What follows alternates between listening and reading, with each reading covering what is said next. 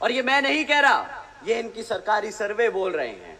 अगर आप उनसे पूछो अंग्रेजी में 4 सेंटेंस बोल दो बच्चे, तो वो सेंटेंस अंग्रेजी में सवाल जवाब नहीं कर सकते। वो समझ नहीं पाते कि सामने वाला अंग्रेजी में बोल क्या रहा है। साथियों, अगर शिक्षा के और नाम पर आपने ये खिलवाड़ किया है, तो आप बताइए क्या इन लोगों को वोट बनता है कि नहीं। अगर हमारी बात थोड़ी ज्यादा छुप गई हो और इलेक्शन कमीशन को लगे कि हमें तालिबान नहीं बोलना चाहिए था या भाजपा को आतंकवादी नहीं बोलना चाहिए था। नमस्कार, नेक्स्ट 9 न्यूज देख रहे हैं आप। मैं हूं आपके साथ प्रांशु राठौर। लोकसभा चुनाव को ध्यान में रखते हुए तमाम राजनीतिक दलों के दिग्गज नेता जो हैं वह एक दूसरे पर हमला बोलते हुए नजर आ रहे हैं।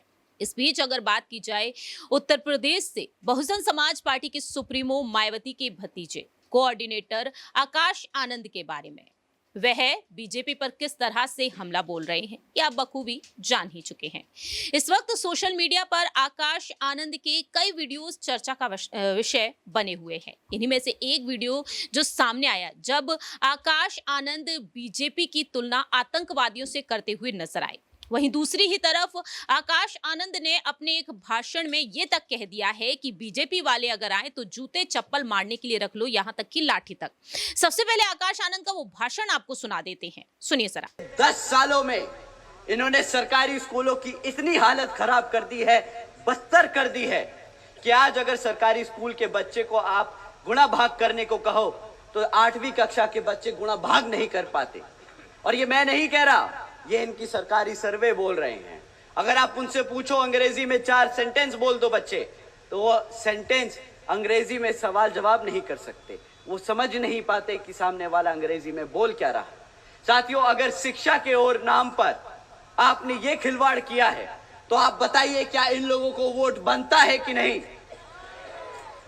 वोट नहीं बनता तो क्या बनता है? जूता, चप्पल या लाठी? क्या तीनों मारोगे?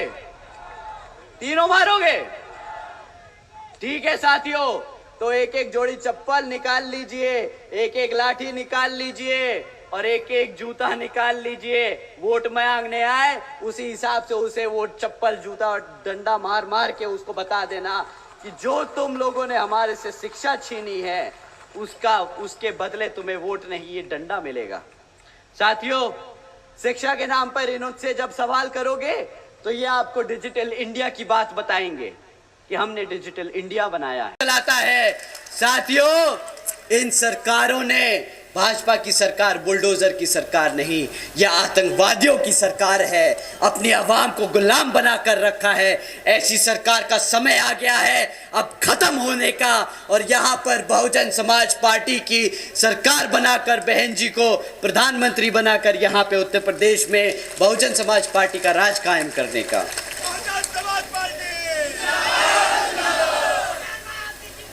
साथियों, अगर हमारी बात थोड़ी ज्यादा छुप गई हो और इलेक्शन कमीशन को लगे कि हमें तालिबान नहीं बोलना चाहिए था या भाजपा को आतंकवादी नहीं बोलना चाहिए था, तो हम उनसे दरख्वास्त करेंगे कि यहाँ उतर के आके देखें और गांव-गांव में घूमें और पता करें कि यहाँ के जो बहन बेटियां हैं, जो हमारे युवा हैं, वो किस हालत में जी रहे हैं। वो खुद समझ जाएंगे कि जो हमने कहा वो गलत नहीं, वो सत्य है, वो सच है, वो हमारी आवाम आज जी रही है। आपने सुना कि किस तरह से आकाश आनंद बीजेपी पर हमलावर होते हुए नजर आ रहे हैं। इस बीच अब प्रतिक्रिया आ चुकी है आजाद समाज पार्टी के राष्ट्रीय अध्यक्ष चंद्रशेखर आजाद की। वो चंद्रशेखर आजाद जो एक वक्त बसपा का हिस्सा रहे, लेकिन बहुजन समाज पार्टी के समर्थन में वह अक्सर अपनी बात रखते हुए नजर आते हैं। मायावती को वह मां के समान मानते हैं और अब देखा जाए तो वह आकाश आनंद के लिए कह रहे हैं वह मेरे छोटे भाई जैसे हैं। लेकिन अगर वह नकल कर रहे हैं तो नकल के लिए भी अकल की जरूरत होती है। होती है। सबसे पहले यहाँ पर आपको ये बता देते हैं कि चंद्रशेखर आजाद से जब पूछा गया कि आकाश आनंद ने जो भाषण दिया है, इस भाषण के चलते आकाश आनंद पर एफआईआर दर्ज हुई और उनके साथ साथ उनकी पार्टी के कई नेताओं के खिलाफ भी। ऐसे में चंद्रशेखर आजाद से सवाल पूछे गए हैं हाल ही में और चंद्रशेखर आजाद ने अपने इंटरव्यू में साफ तौर पर खुलकर अपनी बात रखी है। दरअसल चंद्रशेखर आजाद साफ तौर पर कहते हैं कि लंबे समय तक मेरे ऊपर आरोप लगाते रहे कि चंद्रशेखर आजाद मुकदमा दर्ज कराते हैं। अब उन्हें एहसास तो हो ही गया होगा, एहसास होगा कि सरकार के खिलाफ आप लड़ते हो तो सरकार के खिलाफ आप बोलते हो। अभी तो मिली जुली जुगलबंदी चल रही थी, पहली बार सरकार के खिलाफ बोले हैं, कुछ कड़वा बोले तो उन्हें एहसास हुआ होगा कि उनके और उनके साथियों के खिलाफ मुकदमे दर्ज हुए हैं। ऐसे में वह कहते हैं कि सच बोलने पर सरकार मुकदमे लगाती है, यह एहसास होगा उनको पहली बार हुआ होगा। मैं बड़ा ही चिंतित हूं कि कांग्रेस के लोगों ने राहुल जी को जमीनी सच्चाई से अवगत नहीं होने दिया। लेकिन आजाद तो ये भी कहते हैं, मुझे तो नहीं लगता कि कौन आकाश जी जो मेरे छोटे भाई जैसे हैं, उनके लिए इस तरह के भाषण लिख रहा है। आक्रामक भाषण देने के लिए उन्हें कहीं ना कहीं आगे किया जा रहा है, उन्हें आक्रामक दिखाने की कोशिश की जा रही है। ये आक्रामकता अगर चुनाव के बाद दिखे तो बहुत ही अच्छा होगा और दिखनी भी चाहिए। मैं समझता हूं कि कोई उनका हितैषी नहीं जो इस तरह की भाषा शैली का प्रयोग कर रहा हो, करने को कह रहा हो। उनको लगता है कि नकल करके एक अच्छे फायर ब्रांड नेता दिखाई देते हैं, तो मुझे लगता है कि मुकदमे के बाद अब उन्हें एहसास हो ही गया होगा। लेकिन यहाँ पर चंद्रशेखर आजाद ये भी कहते हैं कि पता नहीं आखिरकार किसकी नकल कर रहे हैं। उनसे ये पूछा गया सवाल कि आपको लगता है कि आकाश आनंद आपकी नकल कर रहे हैं?